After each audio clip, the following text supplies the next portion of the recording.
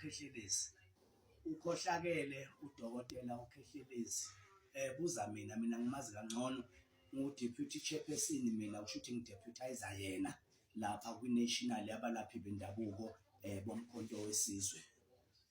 Lokukhohlakala kwakhe-ke ngithi mina akaqhubeke nakho angakiyeki, akaqhubeke nje nalokukhohlakala kwakhe angakiyeki ngoba siyakubona lokukhohlakala kwakhe-ke ukuthi yiko lokhu okuthatha ingqondo nenhliziyo kaMsholozi-ke okuyilethayo ngoba why ngithi uKhehleezi ukhohlakele because angithi abantu bafikile la emkhontweni wesizwe bathi bazokwakha umkhonto kodwa sabona kuyibo abathatha izitina bethatha izando bebhidliza umkhonto and then wadecide-ke uKhehleezi ukuthi no, njengoba bephuma kwakhiwo mayibuye kwenziwane wathi-ke baba siyabalanda prayer and siyabona-ke ukuthi indeed isiyabalanda prayer iyona-ke esebenza kakhulu-ke manje from April up to now isiyabalanda prayer seyifake almost 70,000 members okuhlanganisa abalaphi bendabuko, abafundisi, amarasta nezinye inkolo and general members of the public ababhilivela-ke ezwini-ke abalalela-ke izwi nabangabalandeli bakaKhehleezi abathe mayithi-ke uKhehleezi siyabalanda.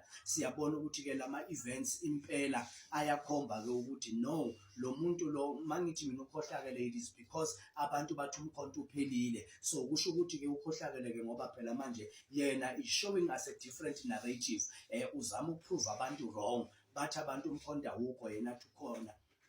Umkhonto yesterday besiselimpompo bathi umkhonto awukho kwaSoshangane, bathi umkhonto awukho eLimpopo, uvele-ke wenza-ke adume ngazo wagila-ke iy'manga ushaye iLimpopo-ke ingozi engeqiwa ntwala kuwo wonke ama-province esiqalile senza isiyabalanda prayer. iLimpopo ishaye 25,000 members which i-12,000 yalawo ma-25,000 members it's a paid up membership ebhadaliwe as at yesterday. Okusho ukuthi-ke ikhona-ke lento ngifuna ukusho dokotela ukuthi we believed and followed you uma usibizele emkhontweni singabalaphi bendabuko. Wenza-ke wathi-ke ubaba isifiso sakhe ukufuna ukubona abantu bakalizwi-ke bedibene ngoba siyazi ukuthi abafundisi-ke nezangoma amanzi noparafini noma-ke ikati negundwane siyakubona lokho kuyenzeka, kodwa-ke lapha emkhontweni sifike nge-leadership yakho safunda ukubona ukuthi-ke imoya-ke iyathobelana, safunda ukubona ukuthi siyakwazi ukusebenzisana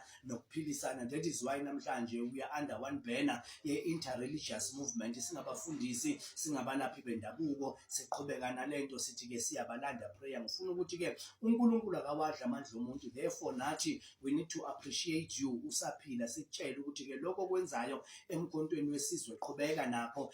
uNkulunkulu khona, uNkulunkulu-ke ubhekile ngoba baye bathi umuntu ubonge sethule. Ngifuna ukusho-ke ukuthi-ke ngifuna wazi ukuthi mina personally I'm proud ukuba under your leadership. Kuningi-ke nami-ke engikufundayo in your leadership. Izinja zikhonkoti-ke imoto-ke emile kodwa-ke ziyayiqhamela njengoba-ke kunomsindo, njengoba uqhubeka usebenza. Faka ama-work club wena, ufaka ama-cotton buds, uvale izindlebe uqhubeke nomsebenzi ngoba uthe uMsholozi hamba mkhehlekhehle, wathi hamba uyobakhehleza ubalande-ke ubabuyise emkhontweni.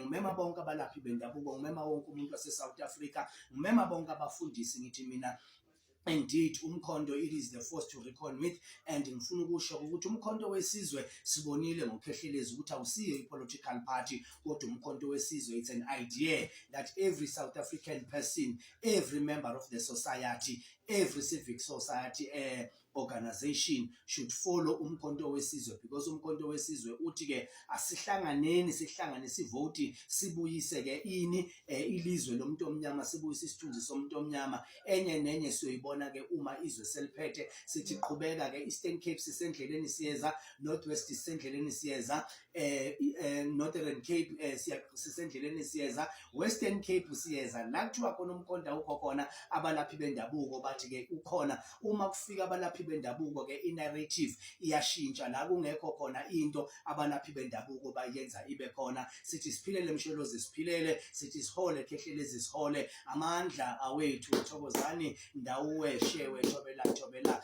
bayedi makhosi.